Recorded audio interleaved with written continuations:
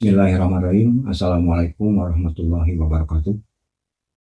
Perkenalkan, nama saya Yayat Sudrajat, adalah seorang dosen yang berhome base pada program studi S1 Teknik Informatika di STMIK Material Indonesia, Bandung. Pada semester genap ini, atau tepatnya pada semester 4, saya mengampu mata kuliah perancangan sistem informasi. Selanjutnya, perkenankan saya untuk menjelaskan mata kuliah yang saya ampu, yaitu perancangan sistem informasi. Dalam proses pembelajarannya, saya menggunakan metode Delivery, Interaction, and Assessment atau DIA. Video ini saya buat untuk memenuhi persyaratan SEDOS tahun 2025, yaitu persyaratan diri dosen dalam unjuk kerja Tridharma Perguruan Tinggi atau PDD UKT TPT, khususnya pada aspek pengajaran.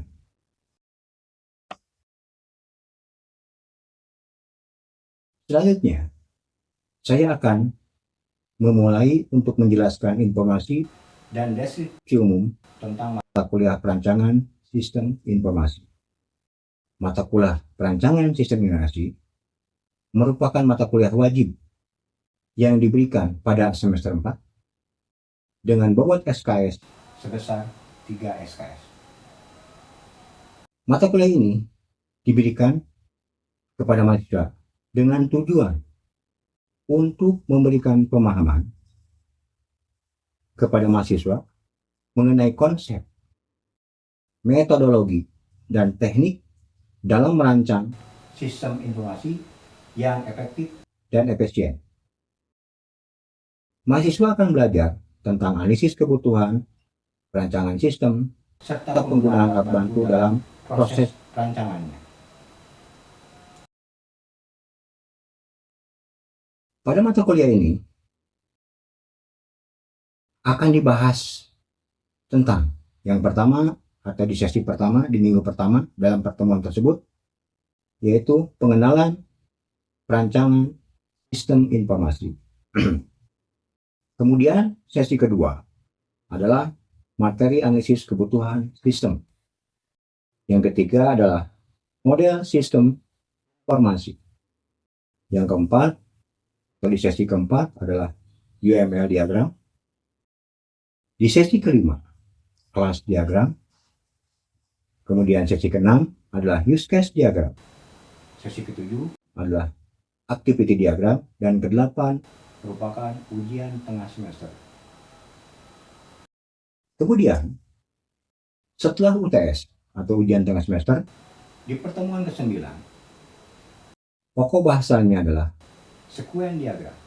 Dilanjutkan ke sesi ke-10 adalah prototyping. Kemudian sesi ke-11 adalah model sistem informasi. Kemudian sesi ke-12 adalah pengujian sistem. Sesi ke-13 adalah dokumentasi sistem. Minggu ke-14 atau sesi ke-14 adalah evaluasi sistem. Dan ke-15 adalah tren perancangan sistem informasi masa kini. Dan minggu ke-16 atau sesi ke-16 adalah ujian akhir semester.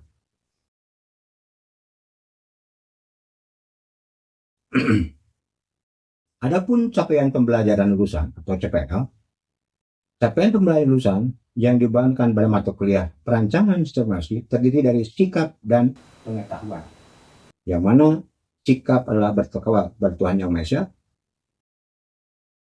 dan mampu menunjukkan sikap religius. Kemudian yang keduanya menjunjung tinggi nilai kemanusiaan dalam menjalankan tugas berdasarkan agama, moral, dan etika.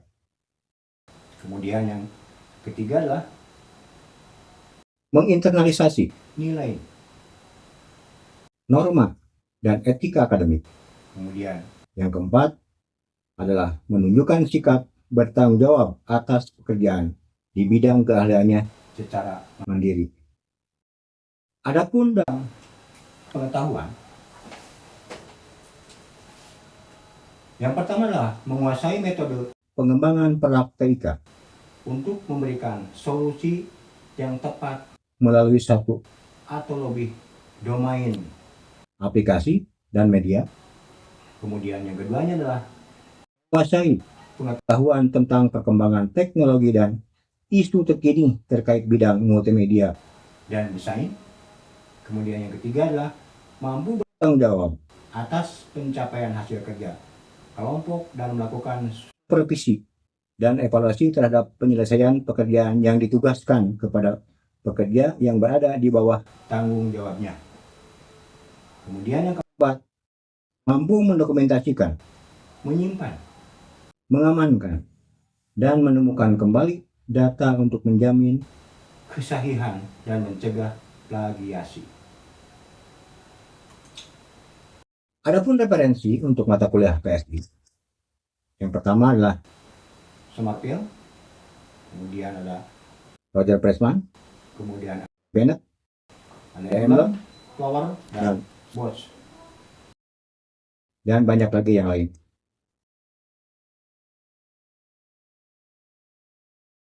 Adapun sistem pembelajaran dalam perguruan perancangan sistem informasi ini dilaksanakan secara sinkronus dengan menggunakan metode pembelajaran aktif, yaitu mengutamakan peran dan keaktifan mahasiswa dalam proses pembelajaran, yaitu pembelajaran kolaboratif, diskusi kelompok, dan penugasan untuk tugas biasanya dikasihkan studi kasus. Kemudian, pembelajaran mata kuliah PSI ini dilaksanakan selama 16 kali pertemuan, yaitu 7 kali sebelum UTS atau ujian tengah semester. Kemudian pertemuan ke-8 adalah ujian tengah semester, dan ke-7 pertemuan sebelum UAS. Kemudian pertemuan ke-16 adalah ujian akhir semester. Selanjutnya, bentuk perkuliahan sinkronus dilakukan secara tatap muka langsung di ruang kelas. Untuk penilaian mata kuliah rancangan sistem informasi ini bersumber dari yang pertama adalah kuis, kemudian tugas, kemudian ujian tengah semester, dan ujian akhir semester. Adapun kuis bobotnya adalah 10%, kemudian tugas 25%, kemudian UTS 30%, dan UAS adalah 35%. Untuk penilaian ini, saya lakukan secara objektif tanpa melihat latar belakang mahasiswa, melainkan melihat dari hasil karya yang diberikan oleh mahasiswa.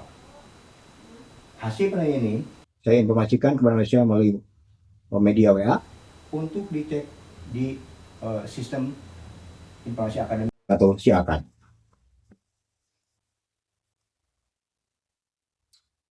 Demikian informasi yang bisa saya sampaikan mengenai mata kuliah perancangan sistem informasi pada program studi S1 Teknik Informatika STIM Indonesia.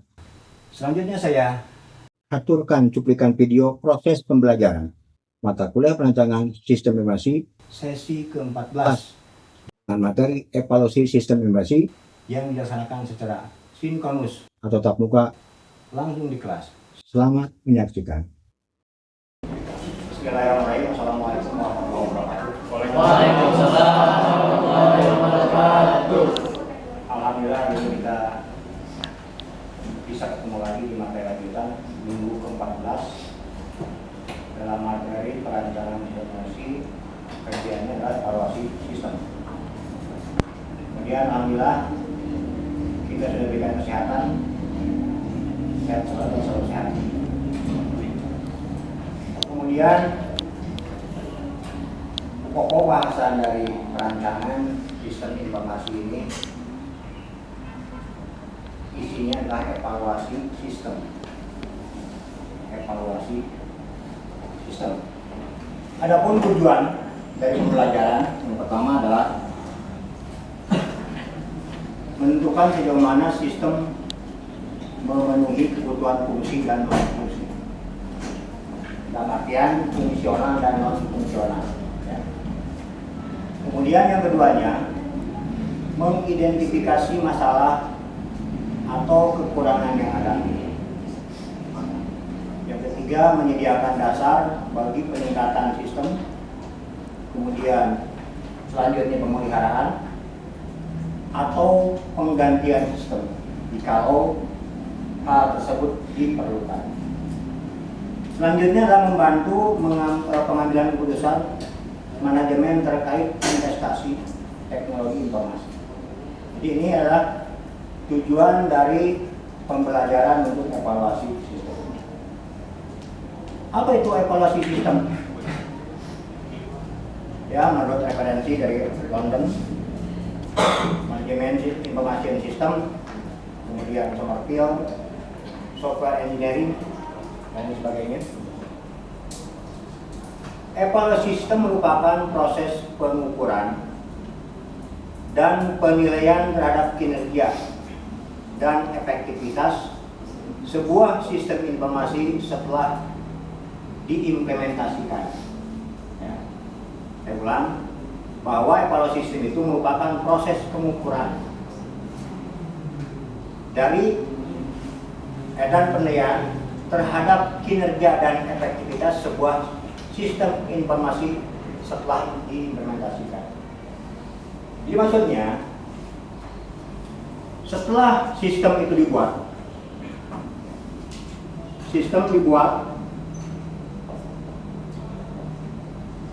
dalam artian ini seakan sistem informasi akademik,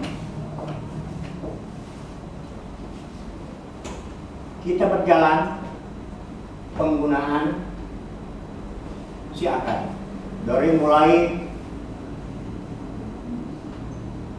misalkan modulnya modul input MHS mahasiswa, input dosen, input mata kuliah, input KRS. Dalam perjalanan waktu, sistem ini akan diuji, diukur sejauh mana, sejauh mana kinerja dari sistem ini. Ya, salah satu contoh tadi input mahasiswa. Kita menginput mahasiswa. Apakah fungsional dan non fungsionalnya itu berlaku? Masih bisa diandalkan atau ada penurunan? Seperti apa? Ini yang namanya pengukuran dan penilaian. Sehingga ini ujungnya ke kinerja dan efektivitas sebuah sistem informasi setelah diimplementasikan ini, setelah dipergunakan, setelah diterapkan sesuai dengan tahapan SDLC dari mulai ujung, dari awal sampai ujung. Ada evaluasi sistem, perlu mengevaluasi. Jadi yang berbeda, contoh dalam sesuatu organisasi, misal kita mengangkat ketua kelas. Pertama, sebelum kita menentukan ketua kelas dan pemilihan dan lain sebagainya, ada visi misi, ya, masing-masing kandidat menjadi seorang ketua. Apa sih yang akan diperbuat? Setelah terpilih kita ukur, ada yang namanya sehari kerja, kita ukur sejauh mana aktivitasnya, ketua enggak. Ini pun sama sistem yang dibuat. Sistem yang dibuat itu dari penilaian, kalau kita back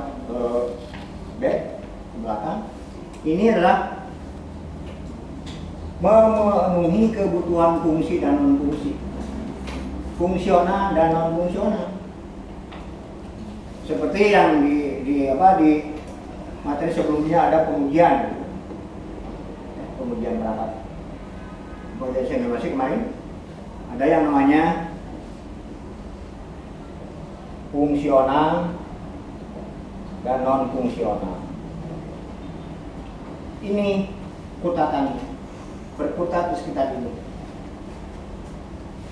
Kemudian evaluasi memiliki peran krusial dalam memastikan bahwa sistem yang berjalan mampu mendukung tujuan organisasi, memenuhi kebutuhan pengguna, dan memberikan nilai yang diharapkan.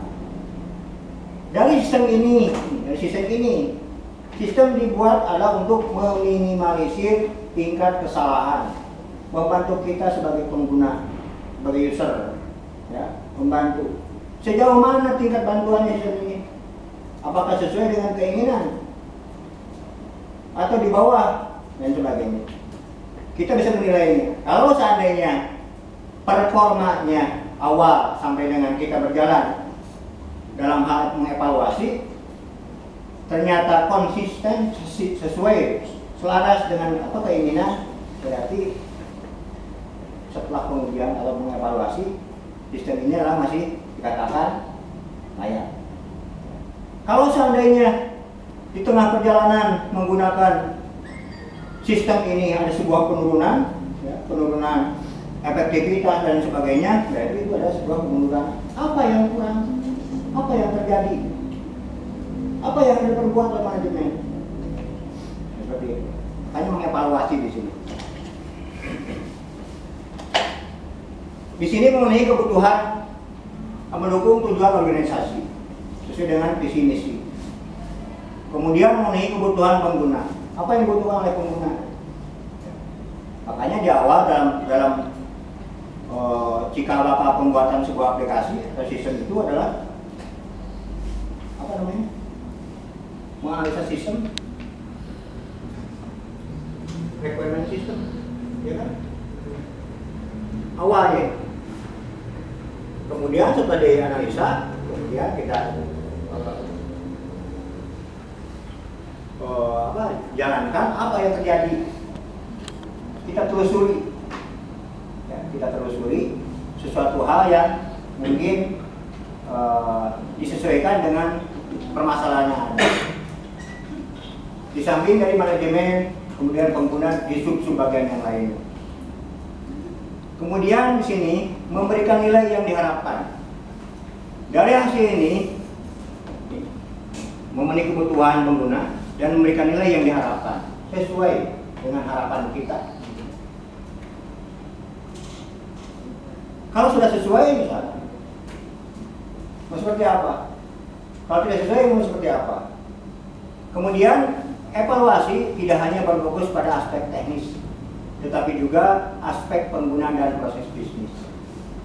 Ini yang dievaluasi.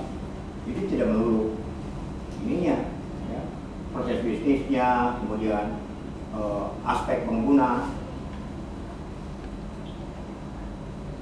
Kita lanjut. Setelah kita berbicara masalah evaluasi, apa sih tujuan evaluasi itu? Apa sih tujuannya? Kenapa dievaluasi, Pak? Di sini Bapak Brian, bahwa evaluasi sistem bertujuan untuk menentukan sejauh mana sistem memenuhi kebutuhan fungsi dan non fungsi.